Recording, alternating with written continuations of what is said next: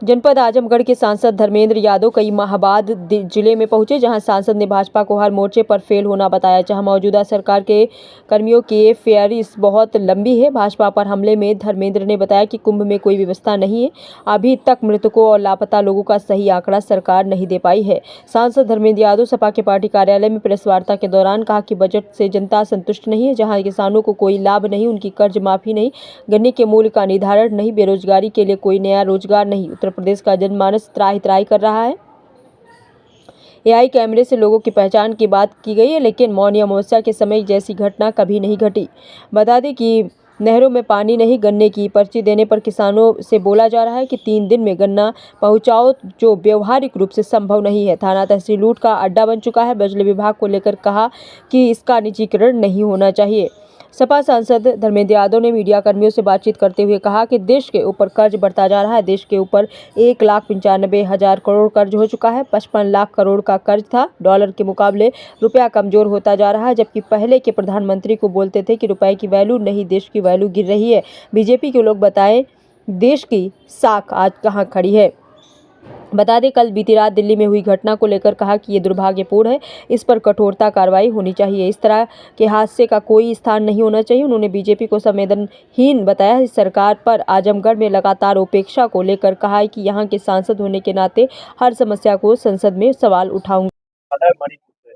मणिपुर को लेकर के आप क्या सोचते हैं? जिस तरीके से राष्ट्रपति शासन वहां लगा दिया गया है और आप एक सांसद हैं, किस तरीके से देखते हैं? देखिए, मणिपुर में राष्ट्रपति शासन आज नहीं, मणिपुर में राष्ट्रपति शासन उसी समय लगाना चाहिए जिस समय हमारी माताओं बहनों के वो वीडियो तक निकल के आए, जो मैं समझता हूँ कोई भी सभ्य व्यक्ति, कोई भी संवेदनशील व्यक्ति देख नहीं सकता, स्वीकार नहीं कर सकता।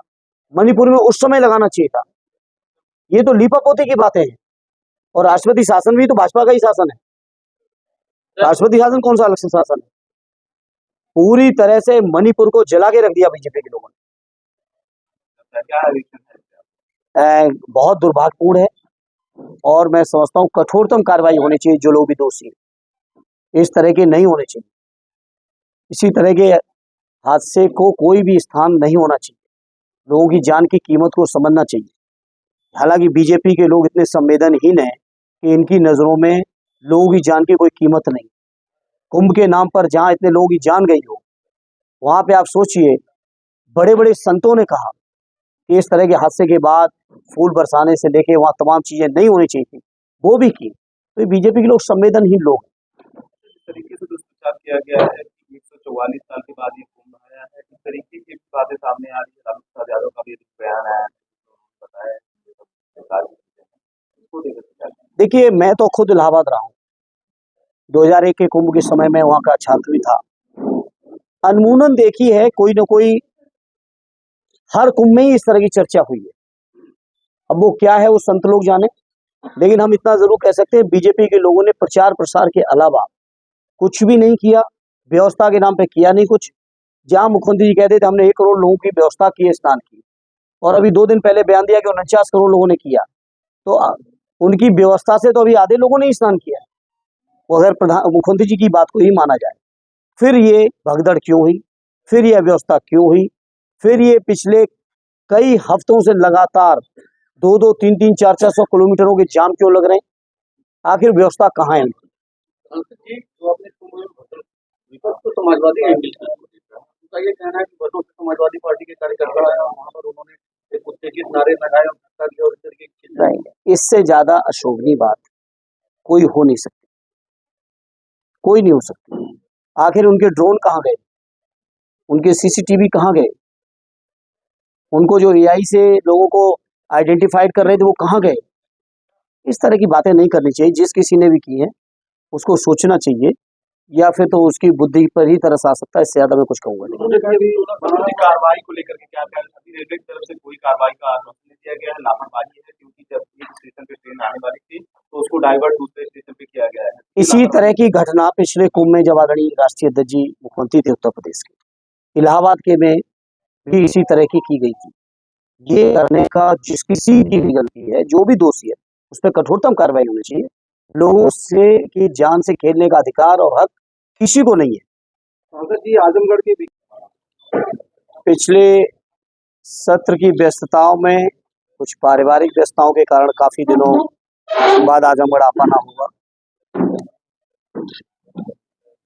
जब चूंकि बजट पेश हो चुका है तो मैं वहीं से शुरू करूंगा।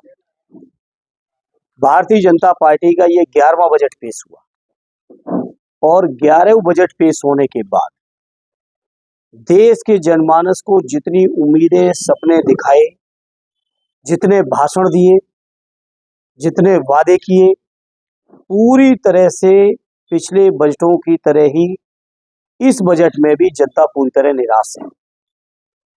लोगों को उम्मीद लगी थी कि शायद किसानों के कहीं कर्ज माफ हो, नौजवान उम्मीद कर रहे थे कि शायद रोजगार के कोई नए अवसर दिखेंगे बजट में।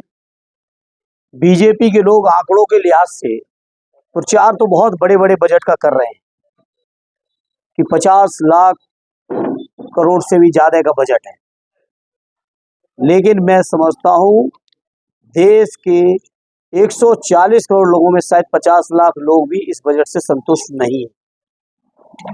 किसान अलग परेशान हैं, उनकी अपनी समस्याएं लगातार चल रही हैं। गन्ने का भुगतान तो दूर छोड़िए, अभी गन्ने के मूल्य का भी निर्धारण नहीं हुआ। यूरिया, खाद, बिजली कहीं मिल नहीं रही, ब्लैक मार्केटिंग चल रही है। नौजवान परेशान है रोजगार के लिए, शिक्षा के लिए। लगातार शिक्षा का बजट घटा के सरकारी शिक्षण संस्थाओं से प्राइवेट शिक्षण संस्थाओं में जाने के लिए मजबूर किया जा रहा है। मजदूरों को कोई राहत नहीं, सरकारी नौकरी वालों को कोई राहत नहीं, बुनकर भाइयों के लिए कोई योजना नहीं। मैं समझता हूं समाज का हर वर्ग बीजेपी के इस बजट से निराश है, उदास है। और अगर उत्तर प्रदेश की बात करें तो उत्तर प्रदेश सरकार के पास इस समय कोई भी काम नहीं बचा है, कोई काम नहीं कर रहे हैं। उत्तर प्रदेश का जनमानस त्राही त्राही कर रहा है। महाकुंभ के नाम पर प्रचार प्रसार बहुत किया सरकार ने, लेकिन जिस तरह की त्रासदी सामने आई, मैं समझता हूं मौनी अमावस्या के दिन वो अब तक के शायद जितने भी कुंभ हुए कभी ऐसी बात नहीं हुई जहां बीजेपी के लोगों ने बहुत प्रचार किया कि डिजिटल कुंभ हो रहा है, एआई के माध्यम से सारे चेहरों को रीड कर लेंगे। आंकड़े भी मुख्यमंत्री जी दिखा रहे हैं कितने करोड़ लोगों को उन्होंने वहां संगम स्नान किया है, लेकिन आज तक इस बात का आंकड़ा नहीं आया कि कितने लोगों की भगदड़ में मौत हुई, कितने लोग अभी भी गायब हैं। जो गायब है वो किस अवस्था में, उसके बारे में आज तक मुख्यमंत्री और पूरी सरकार की तरफ से कोई भी बयान नहीं आया।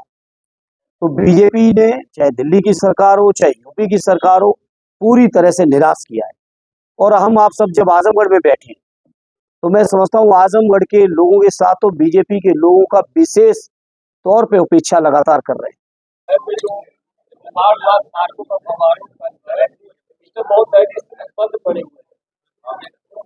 ये मुझे याद है, सदैव नेताजी यहाँ से सांसद थे, आदरणीय राष्ट्रीय अध्यक्ष जी हमारे मुख्यमंत्री थे। उसी समय आजमगढ़ के सभी चौराहों का सौंदर्यीकरण कराया गया था और इतना शानदार कराया गया था। मैं उस समय बदायूं का एमपी था, मुझे आजमगढ़ आने का सौभाग्य मिला था और उस समय मैं चाहता था कि ऐसे ही चौराहे और भी डेवलप हों, हमारे इलाके में भी डेवलप हो, यानी उस समय मैं बदायूं था। लेकिन बीजेपी की सरकार में लगातार आजमगढ़ की उपेक्षा और इनको इस बात की नफरत सी रहती है कि आखिर इन जिलों में बेहतर सुविधाएं क्यों हैं। सदैव नेताजी का बनाया हुआ मेडिकल कॉलेज किस हालत में आपके सामने, और तमाम जितनी भी संस्थाएं बनाई गई, चाहे वो राहुल शास्त्री जी के नाम से जो अस्पताल बनाया गया वो आपके सामने है, कृषि विश्वविद्यालय आपके सामने है।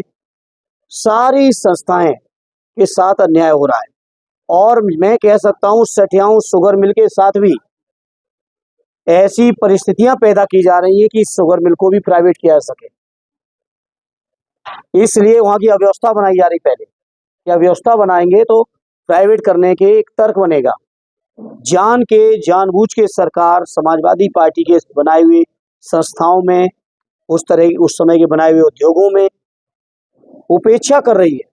इससे भूमिका मिल सके उनको कि इनको प्राइवेट करें या इनको कुछ और करें। मैंने कहा भी बजट के समय, जिस समय निर्मला जी भाषण पेश कर रही थी, उड़ान स्कीम की बहुत बड़ी चर्चा कर रही थी वो अपने बजट भाषण में। मैंने खड़े होकर कहा, वहीं प्रधानमंत्री जी भी मौजूद थे सदन में, मैंने कहा प्रधानमंत्री जी कम से कम आप जब शुरू करके आए थे उड़ान योजना आजमगढ़ में, तो आखिर आज बंद क्यों है? तो बीजेपी के लोगों का कोई कमिटमेंट नहीं है, चाहे वो योजना प्रधानमंत्री जी ही क्यों ना शुरू करके गए हों, उस योजना को भी सुचारू रूप से बताओ। आज आजमगढ़ में जहाज उड़ रहे हैं क्या? आए थे प्रधानमंत्री जी पिछले चुनाव से पहले, लोकसभा चुनाव से पहले।